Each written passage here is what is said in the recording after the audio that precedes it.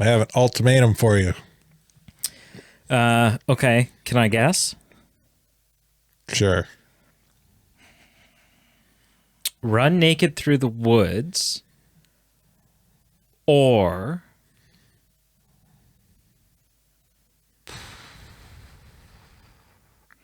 trade in your car and keep the value of it. Or Oh, wait, is that a thing? Can you have 3 option ultimatums? I guess. why not? I guess. An ultimatum is So just what's the a limit? choice. What's the limit on an ultimatum? Because otherwise, everything's an ultimatum. I have an ultimatum for you. You can save this person, or you can die, or you can do whatever you want. We'll just walk away. Yeah. I'm going to give you an ultimatum. You have to go to the grocery store and buy eggs or milk or one of any of the other options at the grocery. Right. Do you know what I mean? I don't know that you can have. There's got to be a limit.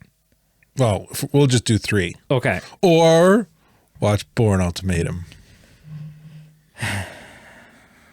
Wait, sorry. What were the first 2 options? Watch Bourne Identity or Bourne Supremacy, but you've seen those already, so we got to watch the third one now. This is a shitty ultimatum.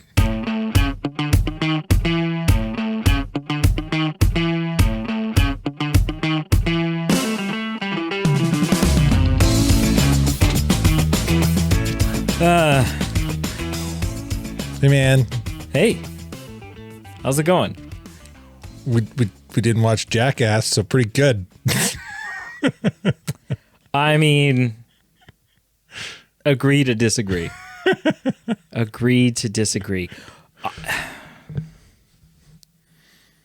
You have to admit that even if you and I are likely to both score this film higher than what you would score, even though I'm likely to score this film higher than what you would score a Jackass film, on the surface, this may be a better movie. Jackass is more fun. Jackass is more of a, like, sort of immediate dopamine hit kind of thing. I would say I enjoy this more. Right. Hello and welcome to the Movie Men podcast. That's Carl. That's Brady. And as noted, we are here reviewing the Bourne Ultimatum. Yes. I'm excited. I am so excited. Why? Because the next time you pick a movie, it won't be a Bourne film. Well, there is one more that features Jason Bourne. Are you going to show me Jason Bourne? I don't know. I think I might have to watch it again first to decide Right. whether it's worth going back Whether it'll to. tank your score or not? Yeah. Because I have only seen it once, and I honestly Right.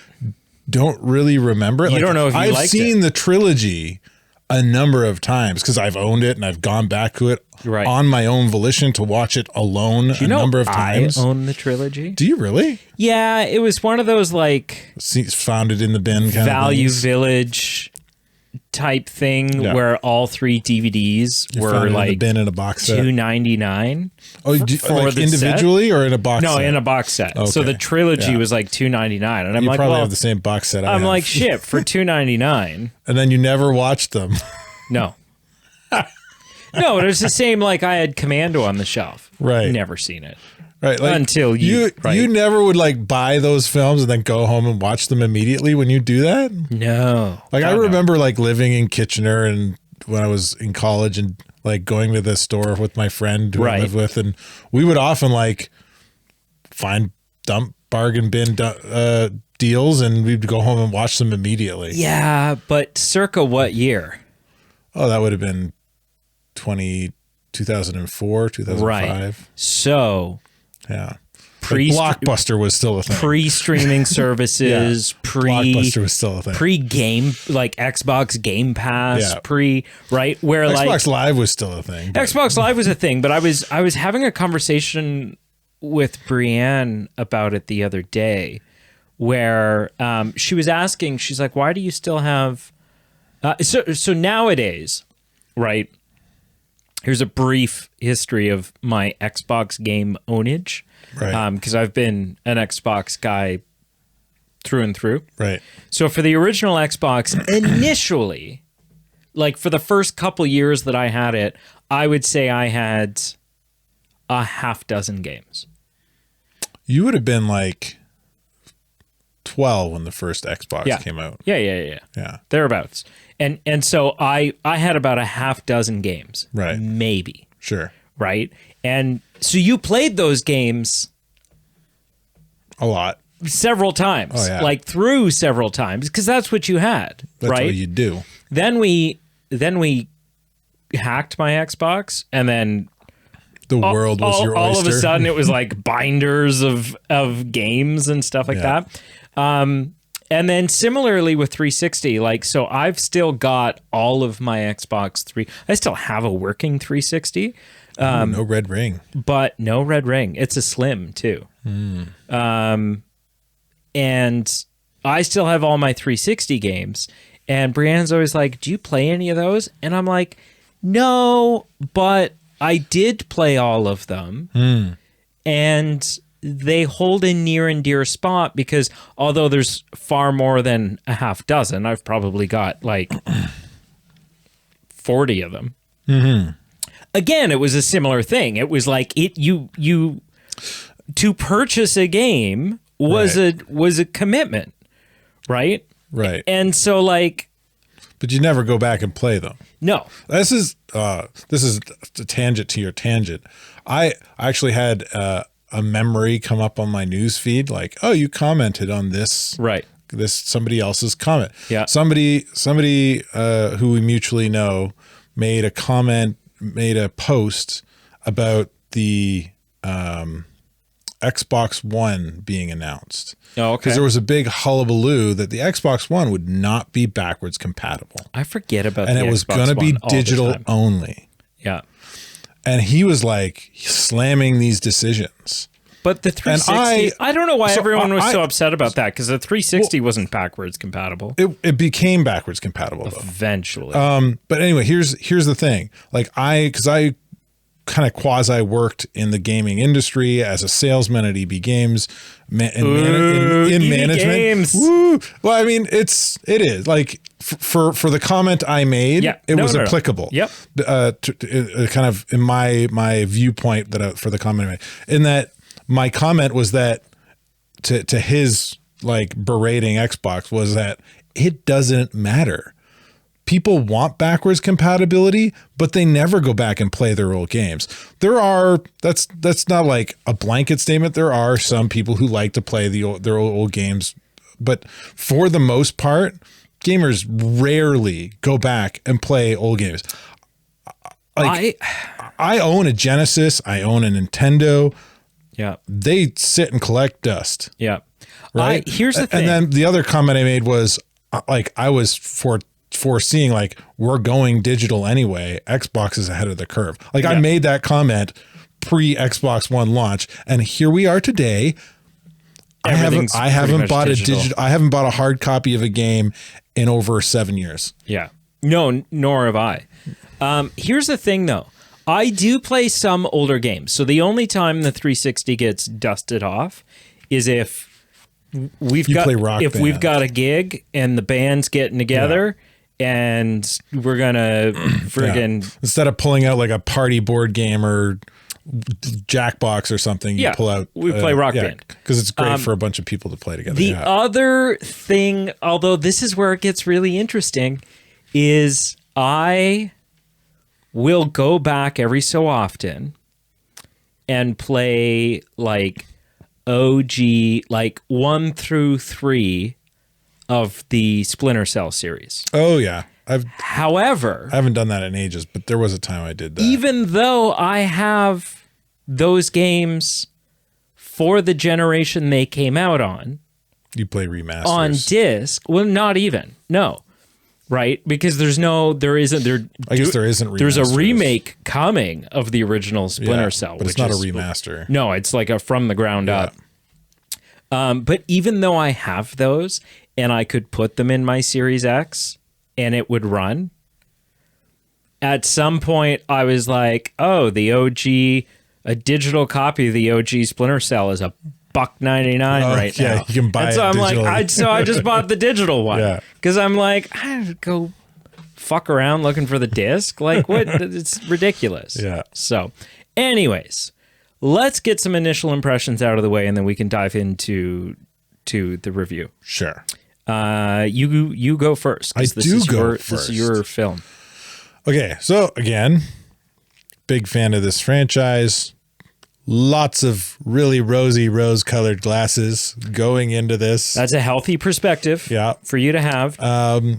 And I had rose-colored glasses for the other two. And I think I said the last one didn't hold up, and I kind of mentioned, like, I think the rose-colored glasses wore off a little bit, but I still really enjoyed it. I think this one is kind of maintains the status quo, maybe takes a little step up. Okay. Yeah. All right. It leans away from a few things, I think, that the first and the second one did, and leans into some other something different, but then also kind of keeps a few things the same. Okay. All right. And I'll leave it there. What do you think is an initial impression? I'm going to give you two hot takes, and I'm going to leave my initial impression to two hot takes. Let me just put my oven mitts on here to handle this toasty take. Okay, take number one. We should get oven mitts for the Movie Men store that say Movie Men on one side and Hot Take on the other. We might be able to do that. Yeah. Hot take number one. Hot take. Are you ready? Yeah. Put your gloves on. Get my gloves on. The award for the unnecessary third film in a franchise goes to... We already knew this, though. We found that out reviewing the second one. Hot take number two. Okay. Gloves still on. Much better than the second one. Yeah. Maybe better than the first in some ways. Definitely not better than the first in others. Yeah. Sounds like we're almost on kind of a similar page. Yeah. And I'll leave it at that for my initial impression. Okay, cool. But then I'll springboard into some more detail I'm excited. if you want it. Yeah, springboard. Okay, so information. Boing. Why it's better than why it's unnecessary. The first one. What I liked about the second one. What I liked about the first film was that it was an interesting, fascinating. It had action, but it felt like it was putting story and concept first. Yes. The second and third film. You know when you're driving down the road and you see one of those Mennonite houses I know where instead of the kids moving out and getting their own house, they've just tacked another room onto the back of the house. Another house. And then another one. Like a house and on then a house another on a one. house. These both just kind of feel tacked on. Right. And any story that's there, for the most part, especially the second one, and I'll say the first 2/3 of this one, the story that's there feels like just the bare minimum backdrop needed for an action film. For a, we need a backdrop so that we can show you a bunch of sick action and some fights and some car chases and some whatever. But the story is not really. We ultimately want you to focus on the action because check out, we spent a lot of money on the choreographer, and that's our focus. Sure. The first one wasn't like that, and so these ones feel tacked on. And I know some people are going to be like, "But they're based on books." No, but we found out go to hell. We found out. Go in the back to our second one and listen to that one again. That although these second two films have the same names as the books, that's pretty much where it ends. Yeah, and they've just kind of written their own shit. Yeah. From there. Okay. Yeah. So that out of the way, the fact that's why these feel unnecessary. Because especially the second one, because there's no. But what film is that? We're not going to go down that rabbit hole. No, I know, but there's no need for. We did that in the second one. We don't need to go down that rabbit hole again. Well, but there are, there's moments where you're like, okay, you know what? I can see a Ghostbusters 2. Because they've established this thing, and they've saved the city, but now they got to save the city again. Well, no, but now they're in business. Now they have a business, and we've discovered there's ghosts, and so there's stories to tell there. Yeah, Sure.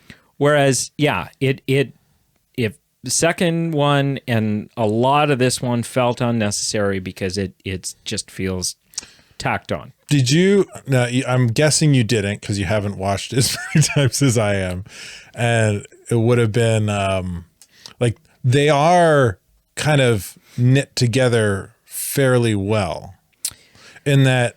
So one, the second and third are in first and second. So the first one ends. Treadstone's still a thing by the end of the first one. Yeah, but who cares? Because they shut it down. This end of the first one, they shut down. It's not Treadstone. They shut down something else, but the CIA. But like, it's still operating kind of a little bit at Treadstone. But then Treadstone gets completely dismantled by the end of the second one.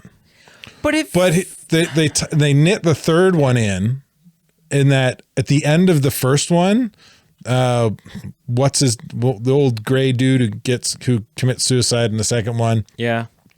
He's sitting in front of a Congress meeting. Yeah. And he's like, "Oh, no, Treadstone doesn't exist anymore. It's been dismantled. It's a failed thing." Yeah. And then they're like, "Okay, well, what's next?" And he goes, "Have you heard about Blackbriar? It's this new initiative." Okay, so great. So they set up a third one. Well, they did more. I would say, based on what we've learned, they've more taken a name drop from the first one and been like, we could do something with that in the third one. I guess. Yeah. But you know what I mean? Like that to me is equivalent to at the end of Batman Begins when Commissioner Gordon's like, "Hey, here's a playing card." Yeah. Oh, okay, great. Right? I don't know that it's like super well woven. No, it's maybe well is a not the right term, but there is a through thread. There was a moment, a singular thread. Also the other reason why they feel tacked on is because at the end of the first film it is made, and kind of at the end of the second one. Although we then discover that like a lot of this movie takes place before the end of the second one. Yeah. But whatever. Jason's whole thing has been, leave me alone.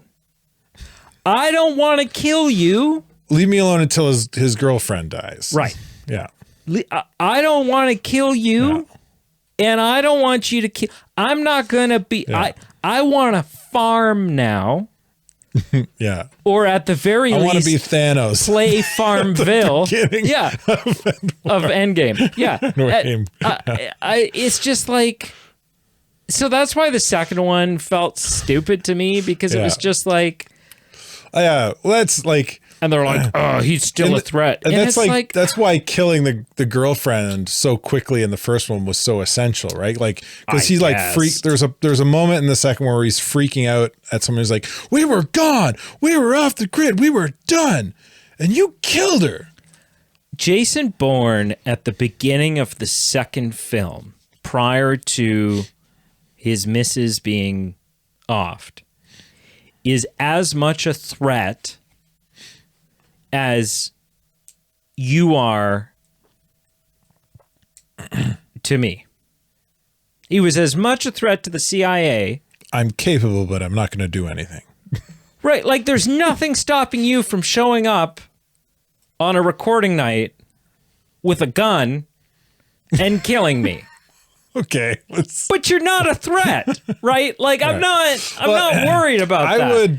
I would say that it's just the CIA being paranoid.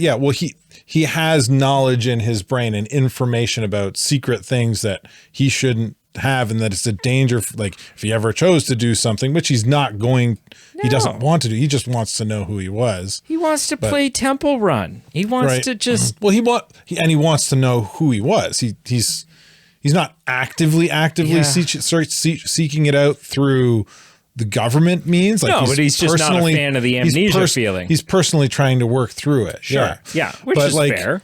I would say, it's akin to River Tem from Firefly, right? The government's after her because she's got government secrets, not because she was a former assassin. I guess. Positive things I will say about this film. Do you want positives or negatives? Let's end on a high note. I like ending on high notes. Negatives. About halfway through this film, I stopped rooting for Jason. Really? Yeah, because I was like, if they just kill him, then it's done. then there's no need for a fourth or a fifth or whatever. Well, I was just like, I'm like, just get your shit together and corner him. Like, come on. Like, he's one man. Well, also because at the beginning of this film, the motivation that we're riding on is still like, I just didn't feel anything for him because his motivation in this film is weak. It's still what it was. It's still just the motivation from the beginning of the last one, which is a serious, like, halfway through the you second killed his one. missus. The beginning of the second one was revenge. Yeah. And then through that led to more some answers and more questions about who he is. I guess. Which is what this one is leading. This one is all about him wanting to know who he was. And he very clearly says in this film, he's like, they killed he says to the brother, right? He tells the brother, he says, your sister's dead and I'm gonna end it. Yeah. Right. So it's like, no, that is his. Yeah. He speaks and I'm like, I get it. Like, I get that that's not a motivation you would let go of easily. However, from a viewer perspective, boring. Been there. Yeah. Been there, done that. They're reusing an old plot line. You killed the people who killed her. Yeah. So now you're just trying to unearth more and keep going. Yeah. Well, he's trying to figure out it's egos. Who hired who? It's egos and a giant dick measuring contest, and I'm just like, which I get is the it's the setup of so many of these 2000s. I don't know if it's action films. Dick measuring contest. Oh, it totally is. It's more of like what is it? It's the Hydra. Like, he's cut off the head, but more still exists. Yes, but he also could just disappear if he wanted to. He could, yeah. But his dick's too big, and it's not exciting, right? And there's more Hydra heads, right? Hercules has got to kill the Hydra, not just cut off a head. It's dick measuring. Okay. So I didn't like that the motivation where I was just like, I don't feel anything for him in this one. They still use a lot of shaky cam. They use a lot of shaky cam. Do not like shaky cam action. They lose big points because they doubled down on. They're like, hey, remember that time we did underwater mouth to mouth? Here you go. Just in case you forgot, here's some flashbacks. It's the stupidest scene in all of action It's like movies. the action thing, man. Like that's like 90% of Baywatch. Underwater mouth to mouth. Dumb. Are you looking it up again? How tall is the jump that Jason Bourne makes at the end of Bourne Ultimatum? See, this is why AI is great, because years ago, during the Bourne Ultimatum, which was a major memorable leap of the film, often mistaken for jumps across the street of the one building.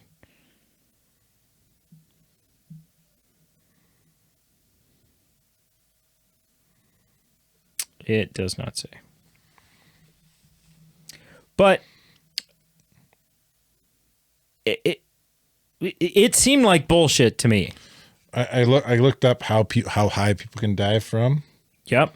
The current world record is 193 feet. Right. How many stories is How that? many stories is a 193-foot building? 20 stories. That's pretty high. It is. I would say the building he jumped from was like 15. Plus, you've got probably another story or two because the water was A little lower. below the street level. Yeah. So Between 15 and 20. Yeah, but he also didn't hit it he hit it like a dog. He belly flopped into that. Not only like this, yeah. So, At the end of the film. I'm not overly defending this point. He should be dead. It's an action film, but like he cartwheels off the roof too, because we see that like he jumps and then there's a silhouette shot of the building and his body flying through the air, and he's literally cartwheeling. Yeah. He does a what do they call it? Scandinavian death diving. Do you know Scandinavian death diving? No. Oh, it's so cool. They it's a high dive platform and people run and they literally just huck themselves off it and like flap and flop and roll, and it's not like Olympic diving where it's like smooth. No shit. They're like barrel rolling and weird slow rolls, and then they try and dive with like their hands and their feet hit the water at the same time. It's weird, but it's wild to watch. You know the only sport that is dumber than that I can think of right now is this new in the last like 5 years, this trend of like the chasing cheese down a hill. That's an ancient tradition. The extreme slap. Oh, the sport slap. Yeah. I'm like, what the hell is this? Sport or whatever it is. Yeah, there's just like they just stand there like. And the only goal. We saw it in Red One. We saw it in Red One. The only goal. The Krampusschnapp. The only goal is to render the other person unconscious. Yeah. Or have them back out. Yeah. There's no skill. There's just like how much friggin' how strong are you and how much can you take? Yeah. Yeah. Dick measuring contest. That is a dick measuring contest. Even when the women do it. The women just flop their dick out. Yeah. Onto the table. Excuse me, ma'am. Could you put that away, please? What else did I not like? I think that's maybe it. But just also that like for the first 2/3 of this film, the story feels weak and it feels just tacked on and it feels just like more of the same from the second one, and I don't really care, and the gimmick's gone. How long did it take for like it took you a while to figure out where this took place chronologically. Like you didn't figure it out. Not until we saw that phone scene call. again. Yeah. Which I feel like is the intent. Yeah. So like that seeing that scene is supposed to be a reveal. Yeah. So I feel like I figured it out when I'm supposed to. Right. But you up until that point you felt this takes place a year later or kind whatever. Kind of lost as to what the hell was happening. They just won't leave him alone. So that helps. It helps that it's not, and another year has passed, and he's getting pulled back in again, right? Yeah. Like, so. Because by the end of the at the end of the second one, when we see that scene, he looks healthy and stronger than when we see him in Europe, right, which is shot and limping. Yeah. So it makes sense that there's some time takes place in between. And the first 2/3 of this film are him getting from point A to point B at the end, which is the end of and last 10 minutes of 2. The third act of this film, phenomenal. After that phone call. And did what, well, even a little further on, like really once he arrives so this film's got the best moment in it from the entire franchise so far, which is him in the office, the CIA director guy's office, and he's like, "Where are you right now?" And the guy goes, "Oh, I'm sitting in my office." And Jason says, he has a little head shake, and he's like, "Yeah." Jason says, "I doubt that." And he goes, "Why?" "Well, because if you were in your office, we'd be having this conversation face to face." Great moment. Yeah. Best moment of the series. That's Jason Bourne pulling out his 20-foot cock and going, mine's the biggest. So good. I landed on the moon. There's so much dick talk in this. For a film that's not Jackass, there's so much penis happening. I have a Brian. I'm pretty sure it's Brian Regan. He's a comedian. Have you heard of him? Yeah. Have you? What is the segue from penises? He's got a bit. He's got a bit where he's like, you know how you go to a dinner party and there's always that guy who's like one-upping everybody and like, "Oh, I went to vacation." It's like, "Oh, I went to Italy and rocked it." It's like one-upmanship in conversations. The bit goes on to be like, "Neil, the guys that went to the moon, nobody can one-up them." It's like, "I drove my Ferrari." "Yeah, well, I drove the moon rover on the moon." Yeah. Thump. Jason Bourne drove on the moon. Thump. Yeah, it's the best moment of the franchise. What I will say though is the part of this movie I like the best, and the part that redeems it, is from when he arrives at the training facility on.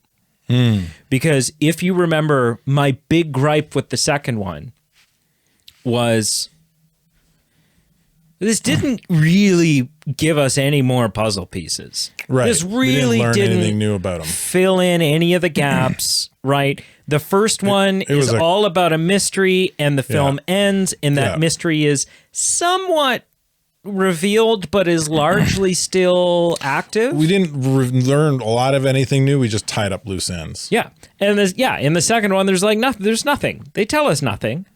Nothing. This one, we get a real kind of, let's focus that lens a little bit. This is, okay, he was the first agent, and he volunteered. And this is what the process kind of looked like. And this, and you're like, break them to make them. Right? And okay, so now watching the second movie doesn't affect my opinion of the first movie at all. Now that I've seen the third act of this film, I would view the first movie differently. Because when I see that guy floating in the ocean, I've got some bigger backstory to who he is and where he's come from. When he fights the dude in his apartment and doesn't take a scratch, you're like, oh, yeah, because he's the best. Yeah, it was still bullshit. Because all subsequent but in both the second and the Bruce third, Lee fighting a white belt. Both the second and the third, like in this film, he's got like a bloody nose and a whatever. Because there's like, you might be the best. That doesn't mean you're untouchable. So dumb. I think that's those are the points that popped into my head that I wanted to talk about the most. Oh, the other really stupid, ridiculous, just... If you were part of the CIA, and not just a part of the CIA, but the shady douchebag part of the Black Ops. the crappy part of the CIA. And Jason Bourne was on an adjacent roof with a viewfinder, watching you like put your documents back into your safe and whatever. That would not happen ever, because you're telling me that with the government's budget and the shady shit that you're up to, your office building doesn't have the reflective mirror windows on it? Bullshit. Bullshit. At the very least, those things are tinted as hell. No, it's just, it's regular, might not even be double pane. Might not be tempered. Could have just shot him. It's just regular, run-of-the-mill, single pane, 8 mil glass. Yeah, so dumb. That was dumb. And the only reason it was like, oh, because we should have a shot where yada yada. Because if it was realistic, you would not be able to see into that building. Oh yeah, well, whatsoever. They probably wouldn't even have a building downtown to that kind of shady crap. You'd be in the Pentagon. You'd be in the Pentagon. I think you'd be surprised. You'd be in the Pentagon. I think you'd be surprised. But yeah, no, it's just, well, no, because I feel like a lot of what they're doing there is shit that they don't want, like the Pentagon. They don't want them knowing about it. You'd be at Area 51. Well, yeah. Do you have any questions for me or things that you want to touch on? Because I that's everything. It's all the things, all the feels that I'm feeling. I don't know. We've only been going for like 30 minutes. That's okay. I Sometimes, don't sometimes it's you get the you get the meat off the bone. Yeah. And you're like, oh, I don't have to suck on the cartilage.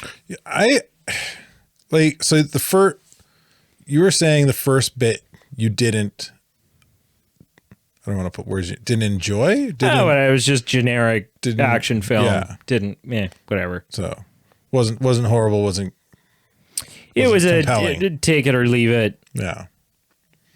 Didn't care. Okay. But then it gets much better. Yeah. Well, they had to introduce a slew of new people too. Oh yeah. But man, I don't know where to go from here. I mean, I feel like we can have an elongated what we watched segment. I didn't watch a horrible amount. I did watch something very interesting. You could spend an ungodly amount of time talking about it. Let's do that then. All right. So on a scale of 0 to 10. Hang on. I got to bring up the thingy. I got it up. I want to look at it too. All right. Calm yourself. Movie Man. Calm yourself. Freaking dark theme. I know, right? Is that the worst? Light theme. I don't know why it does that. Let's see. What did I give the last two? You gave them both an 8.5. Oh, okay. Which is weird that you think the second one's as good as the first, but whatever. I don't know. I thought the good ones good as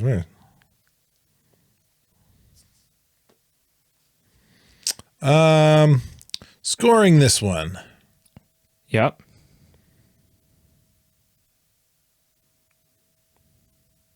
Oh God. I'm gonna give only 0.4 ahead of you now. I was gonna give another 8.5. 9 feels too high. But it's definitely not worse than. Okay. That's a comma, not a point. You dope. What difference does it make? It makes a big difference in Excel. I guess it's a huge difference in Excel.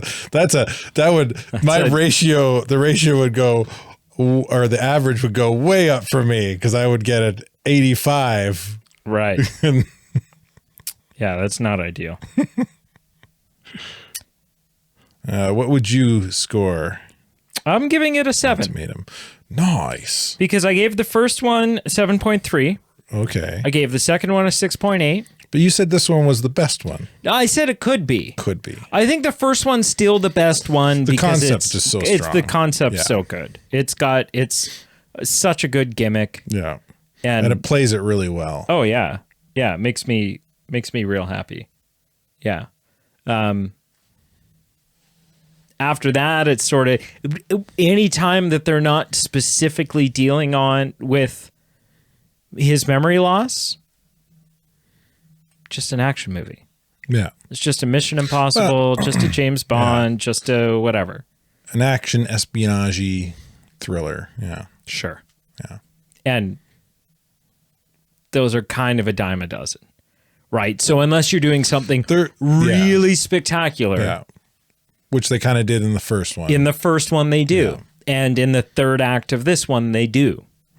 But in all of the second one and then the first 2 acts of this one, they kind of forget the gold that they had. And they're just like, oh, yeah, remember that guy? I'll give you that. Yeah. Let's see Jason Bourne do some more cool shit. And you're like,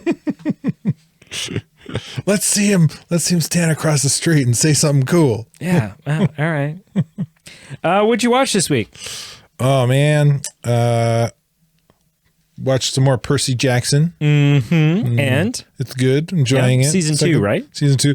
Man, how much do you know about Percy? Have you seen I've it or seen the movies? first 2 movies. I've not seen any of the show. Yeah. So like So the if second, you're a fan of the books, you would say screw the that I movies. don't know much about Yeah. Percy at all.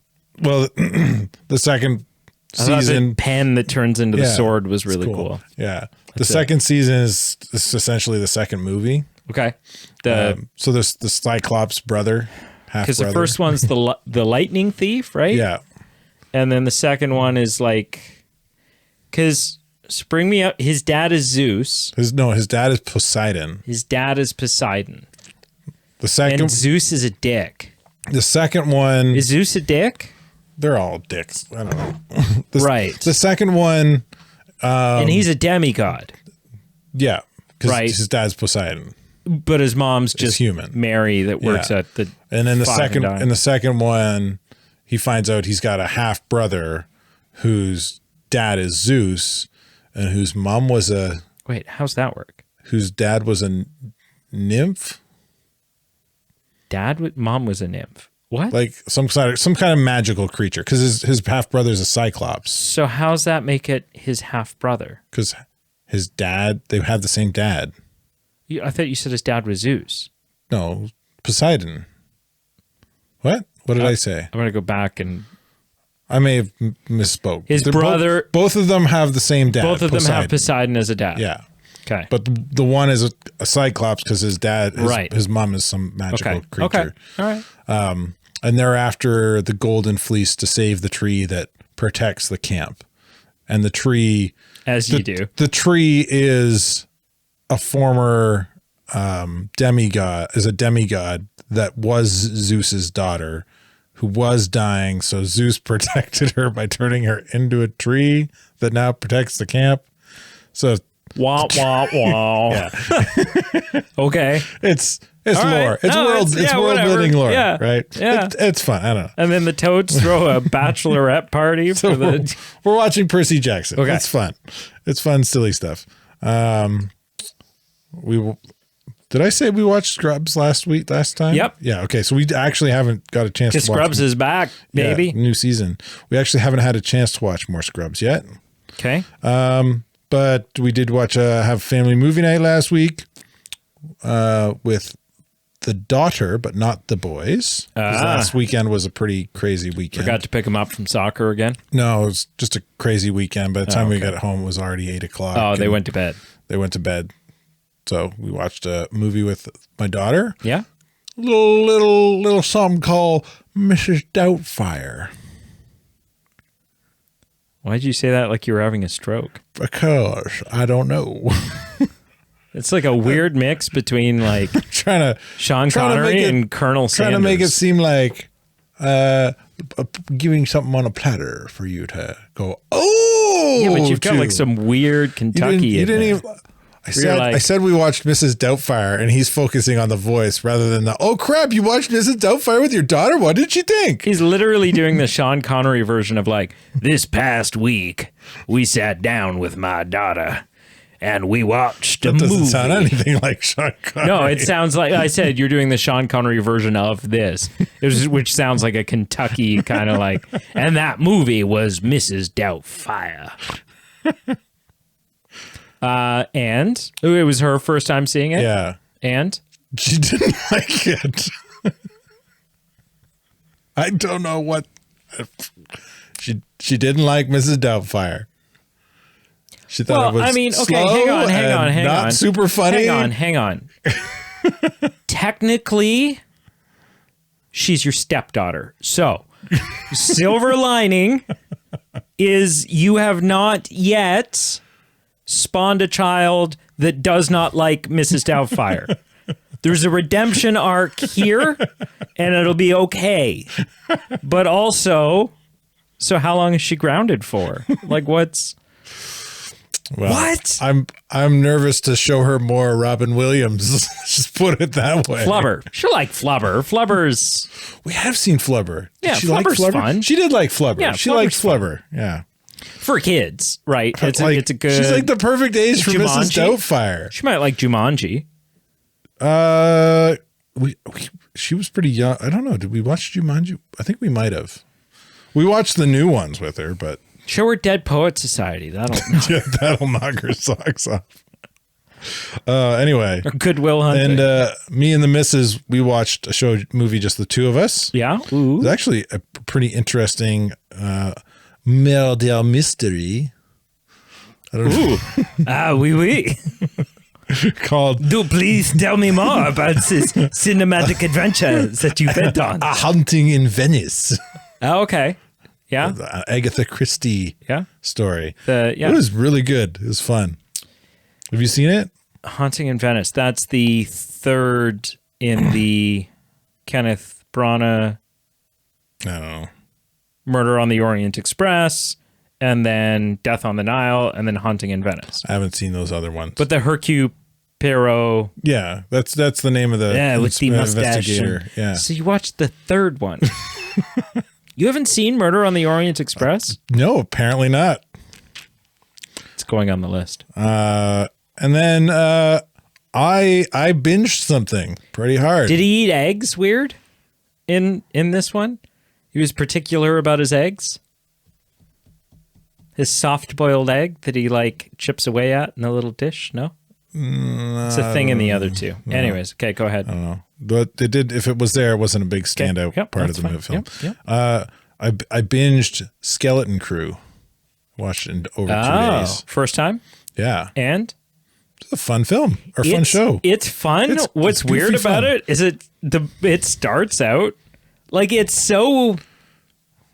It's kind of I like it because it's like whimsical and fun, and it kind of reminds me of the whimsy of what Star Wars can be, and suburbia, and just the street and the mailman and the whatever. It's almost got like a Goonies kind of feel to it, and so it's like I remember getting towards the end of the first episode and being like, "Where's the action? This is Star Wars, right?" Yeah, like there's no Empire, there's no like it's. Yeah, I found the choice of making one of the leads, one of those elephant people, a little weird.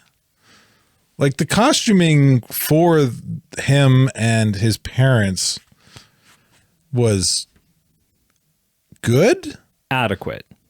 I'll say it was good. I think it was good. Not super expressive. That's the problem, right? Like as a background character, a lot of those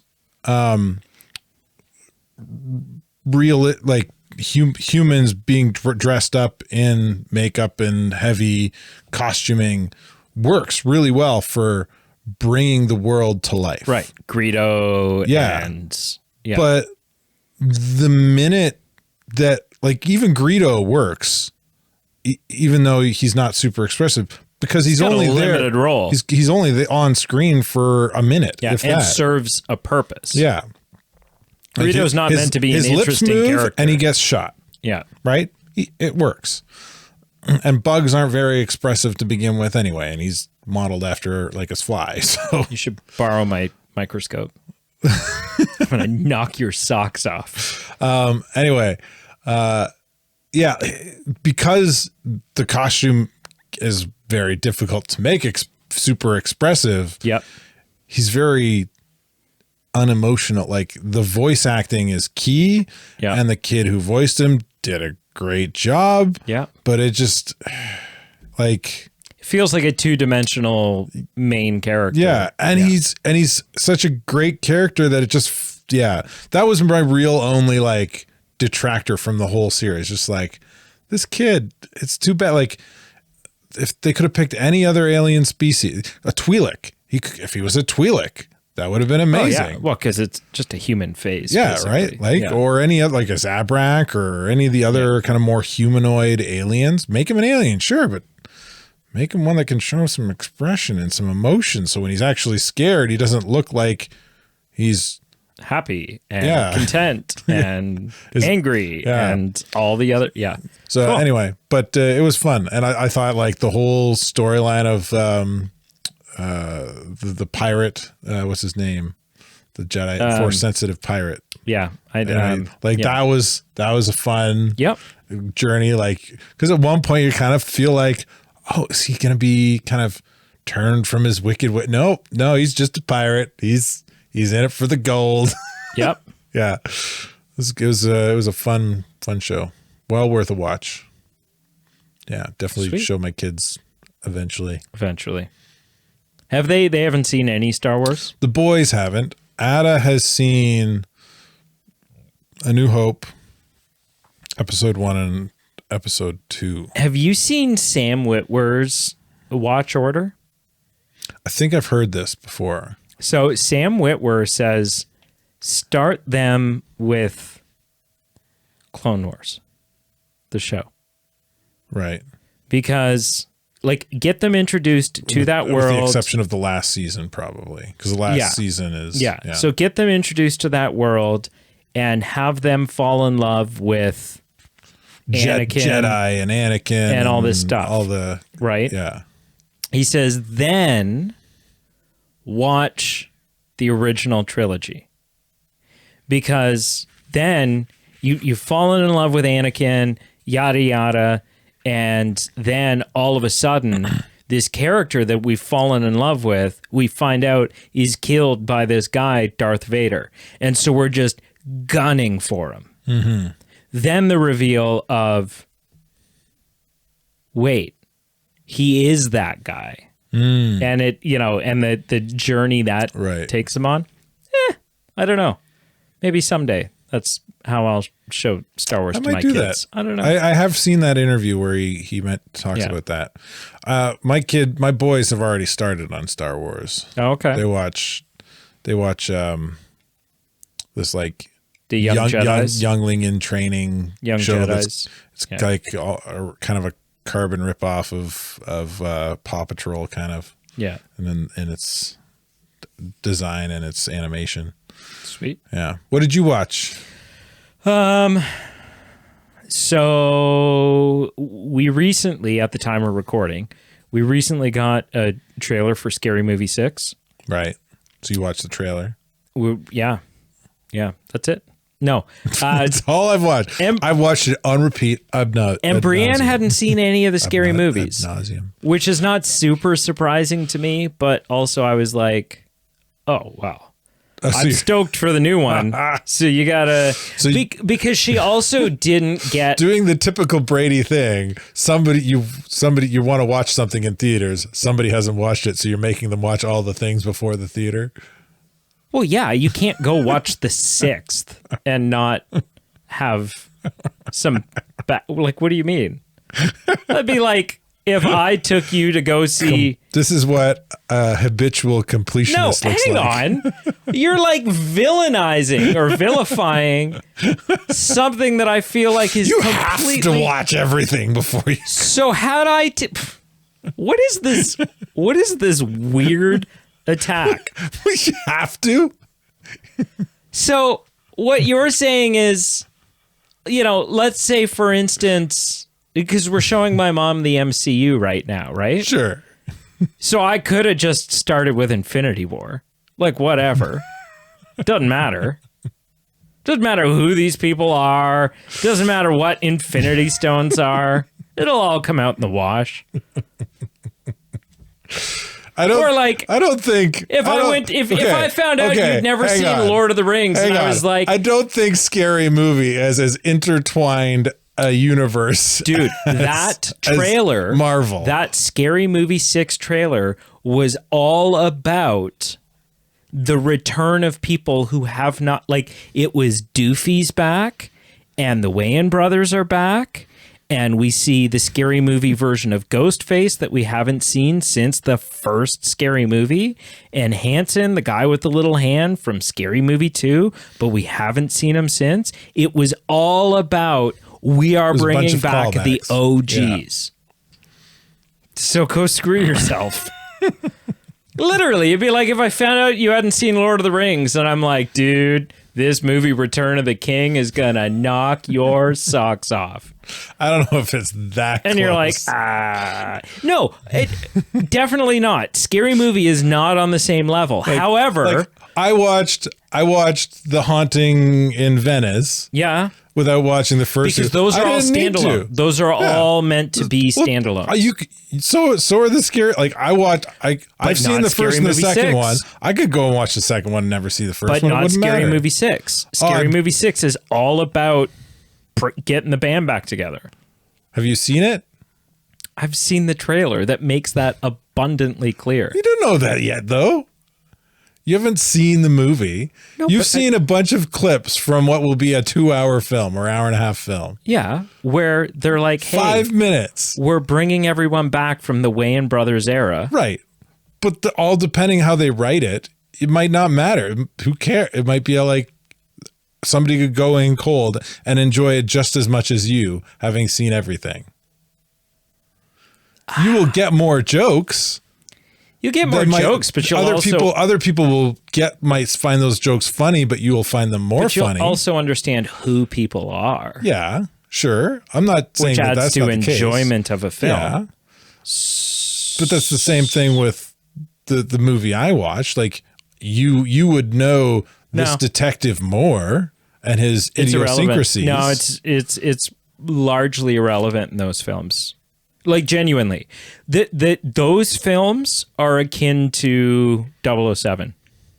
With the exception of the Daniel Craig ones, when it comes to 007, jump in wherever. Makes no difference. Yeah. No difference whatsoever. Yeah. And even I'm that, like, I would not make someone sit and watch all of 007 because I want you to see the 17th one. So now you have to watch the first 16. Right. No, doesn't matter. But makes no difference. What I'm saying is you don't know the context of this film outside of 2 minutes. Which is fine, but your initial typical Brady is going to go show someone a movie that's not the first in the franchise and so would like them to see the other movies in the franchise first.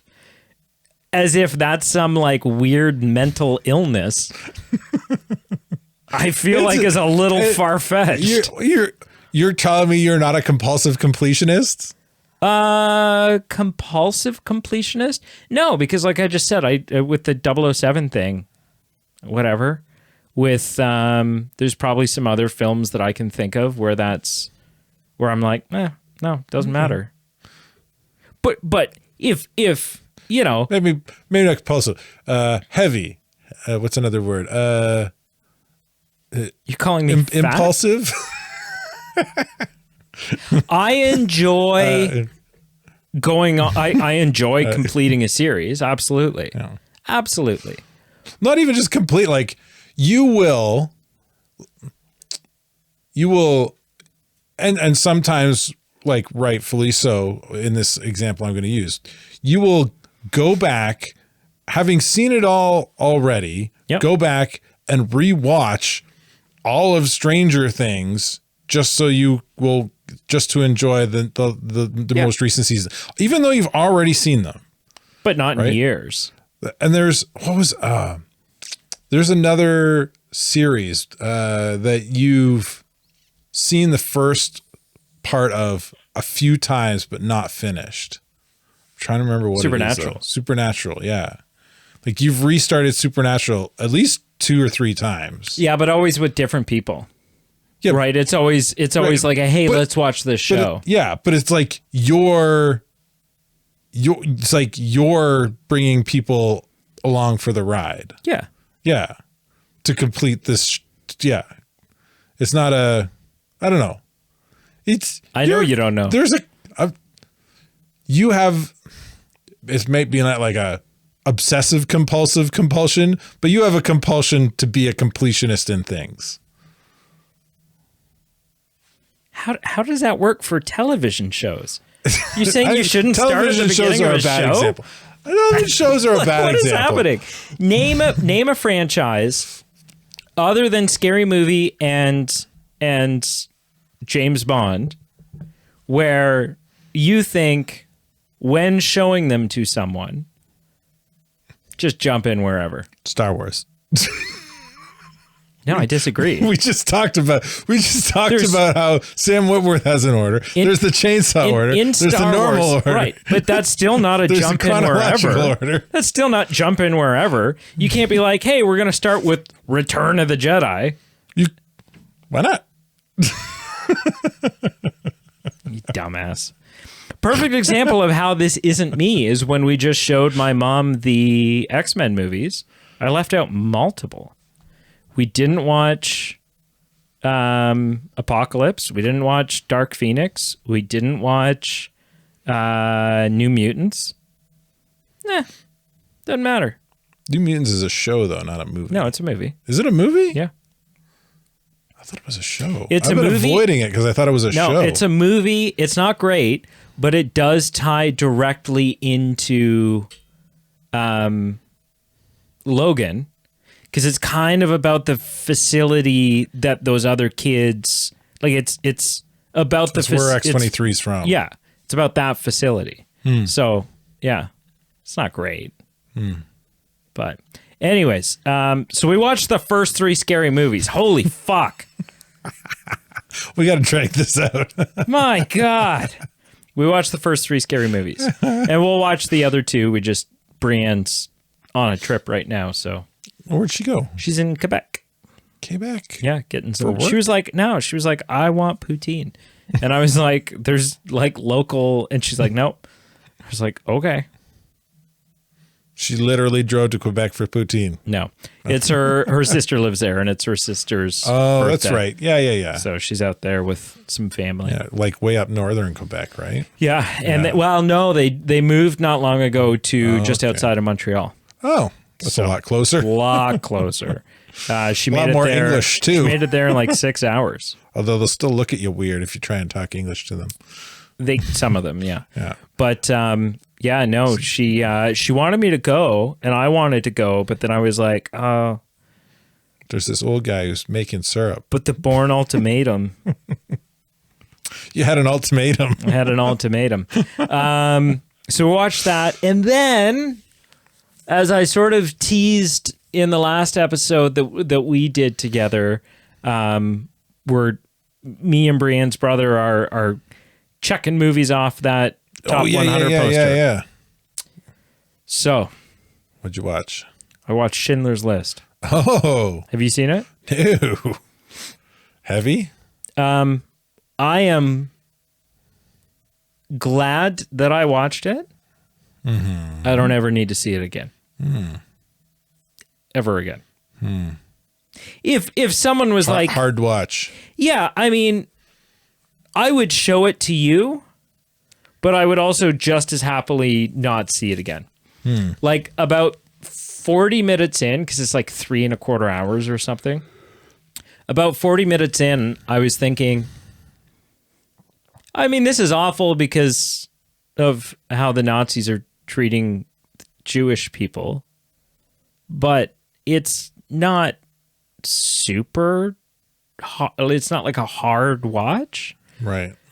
Until it was, until all of a sudden you're like, oh, okay, we're just gunning people for sport, and it's crazy, like kids, like shooting kids, yeah, and pretty graphically, yeah. There's some of those World War II movies that aren't World War II action pieces. They're usually that way. Yeah. I saw one recently with what's that long gangly actor? Something Brody. Adrian. Yeah, where he's like a pianist, a Jewish pianist, and he ends the up movie hiding. The Pianist. Is it called The Pianist? Ah, there you go. Yeah, that I've seen that one. That one's tough. So the next movie on that list, I don't know when I'm going to get to seeing it, but the next movie that are you like going in order? Yeah. Well, we are across because the top and down. Yeah, because it was like if we start picking and choosing, then we'll watch all the ones that we want to watch. Oh, and then just kind of drag our feet on the others. Yeah, it'll be like when we did the whiskey thing. We started at the best. Yeah. And by the time we got to the bottom, we're like, man, do we really want to keep going? Yeah. Now we're sucking back liqueurs. Like, what's happening here? Do we want to drink sour puss tonight? Yeah. So the next movie that we're gonna watch on that list is Leon the Professional. Leon the Professional. Is that? I have an image in my head about what that might 1994. Be. It's an assassin movie? I don't know. I haven't seen it. That's the whole point. Dumbass.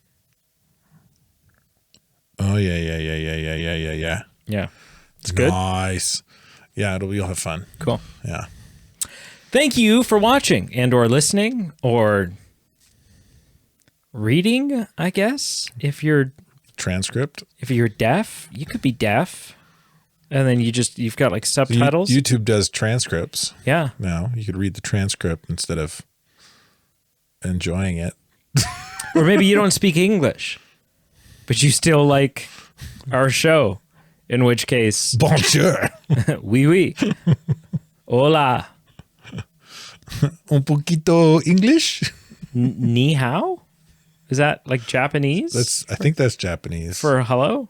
Maybe, yeah. Look at us. Trilingual. Arigato. No, what's four?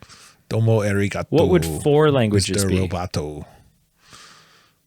Quattro lingo. That's Spanish again. If speaking 3 languages makes you trilingual, what does speaking 4 languages make you? I really hope it comes up and just says like, really fucking impressive. I think at that point, you're just multilingual. Yeah. Quattrolingual. Make sure you like, comment, subscribe, follow, do all the things. Check out our Facebook, Instagram, and X, all listed down below. If you are listening to this in podcast form, check out our YouTube, because we got video. You can watch it and listen to it. And there's some content on our YouTube video channel. Some content on our YouTube channel that's not available, like reels and stuff like that. You and Pete made a bunch of stuff. We made a bunch of stuff. There's going to be some interesting content. Playing little games. Things coming up with Carl and I, and a lot of those will be sort of divvied up and turned into reels and stuff like that. Carl hasn't heard much about it, so he's just... I don't make decisions. I just show up and do what I'm told. Yeah. Yeah. The plus side is our dishes have never been cleaner. It's really nice. We have a Patreon page. Check out our Patreon. Support the show. We are free to watch. We're not free to make. So that sucks. Brady works hard. He needs some money. And we have merch. He's the only one that does anything. We have merch. Hopefully we'll get some hot take mittens. Yeah. Or To handle the hot takes. gold wedding bands. We can you start can't selling have, like, those. gold wedding band. No, not yours. Oh. Just wedding bands. A wedding band that says the Movie Man, Movie Man podcast, Podcast. engraved on it. Yeah. Yeah. That'd be like class rings. Yeah. Yeah, it'd be great. If you buy your wedding ring from us, We'll come to your wedding. we will make an appearance at the wedding. We'll MC it. Yeah. Okay. Right? I mean, Sure. yeah, as long as it's an open bar. Yeah. Yeah. So, the bride and groom, Tim and Sarah, what'd you watch this week?